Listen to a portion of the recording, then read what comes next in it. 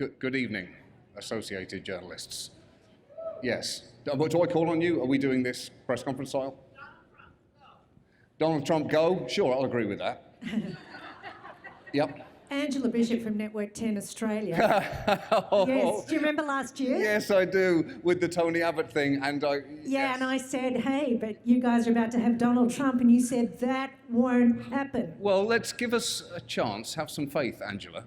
Okay. Also, and maybe check on the state of your own country's immigration policies before you steer it too hard at this one. Harsh, but what are you going to do? It's, only a few weeks away. It could happen. Yeah, what am I personally going to do about if it? Donald Trump wins, yes. What am I personally... Well, I can't vote. No. I'm on a green card, so I'm experiencing taxation without representation, which was annoying when we inflicted it on them. Now I get it. Well, I'm not really involved in this. I don't get a vote, Angela. But you do get to comment. Well, I do get to comment because of, that's right, freedom of speech. So I'm sure I will comment at length over the next 2 months as we dance on the lip of a volcano. Thank you very much. Yeah. Over here to your left, John. To my left. David from Israel. Hey, David. There's been a lot of talk, just to continue on that last point, that the media contributed to Trump's success this past year, feeding the beast, if you will. Do you feel responsible? Thank you. Yes, it was an honor to win. Do I feel responsible for Trump? The short answer to that is no, and the slightly longer answer is no, of course I fucking don't. Yeah. Hi, John. Congratulations on your win. Thank you, David. That's how it's done. That's basic human politeness. Exactly, and I want to say I really love your show. And so what I wonder is, have you gotten some great material that you'll be adding into next week's show, just from this evening, perhaps just from this room? From this week's, what? From that room, I thought Beyonce was going to be here, and I saw a seating chart, and I was supposed to be sitting 2 rows behind her. So all I've really been thinking about for the last 48 hours is I'm going to be able to look at Beyonce's head for 4 hours, and she hasn't turned up. So this is nice, but this evening generally has a sense of loss in it for me. I was going to just stare at the back of her head and experience happiness in a form that I probably haven't felt before. But probably wisely for Yonce, she's given this evening a pass. Hi, over here in the front. Right here. Yes. Right here in the front. Hey. Hi. Can you just talk a little bit about the importance of comedy during a political season? The importance of it? I mean, it's nice to have comedy.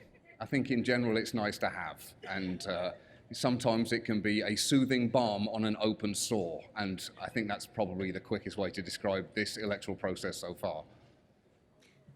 Yes. Hi, over here. Hello. Congratulations on the win. Thank you. I'm a huge fan of the show. Thank you. How does it feel to win? Pretty weird, to be honest. I didn't think we were going to win, partly because I'm British, so I don't anticipate success in my future at any point, and partly because there was no cameras pointed at us, so I wasn't really mentally prepared to win, emotionally or physically. But I'm glad we did. I'm very happy we did. And our staff works really hard, and we really did fly our entire staff here, so I think we've left them unsupervised in that room. I don't know what's happening in there, and I'd like plausible deniability. Congratulations. Thank you. Hello. Do you think your British perspective has somehow given you a twist that's made your comedy catch on or make us Maybe. Able, to laugh at things we might not usually laugh at? I think comedians are usually outsiders, so it helps that I'm an outsider as soon as my face makes a sound. But although I've lived here for 10 years and I consider this home, but yeah, comedians are usually outsiders. So my Britishness, the British accent is usually worth about 80% more authority than we actually have. True. Back in the days of the Empire, it was 100. Anything else, or should we agree to part? John, do you have, with the format of your new show, you really get to really give a point of view and shed light on issues. Is that very fulfilling for you? It is. It's hard. We work really hard, and it can be a torturous process. And our staff is really tenacious in researching and really working on things as hard as they possibly can. So yeah, it's when it goes well, it's really satisfying. And when we feel like we haven't done it as well as we could, it's awful. That might have been too honest an answer. Yeah. Hi. Hello. Hi. Congratulations. Thank you. My name is Akemi. I write for Japanese press. I am very curious, like going back to your origin, but like what brought you to America and prompted you to be a comedian here in this country? I systematically failed to be a successful comedian in England. This is, you know, when the Beatles were huge in England and then moved to America to become even bigger, I was the opposite of that. I was fired from every job that I did in England, and I managed to stumble my way into this. So yeah, I was not. No one in Britain knows who I am. They're watching this now, going, "What the fuck is wrong with America?" John, back here. Yeah. Steve Futterman from CBS News. Hey, I want Steve. to ask you a question about responsibility of someone in your situation. What are you responsible for doing, and what are you responsible for not doing? What must you not do in your position right now, or is it just free and open and you can do whatever you want? Well, thank you, Dad. Not that old. Thank you for that lecture on responsibility, Father.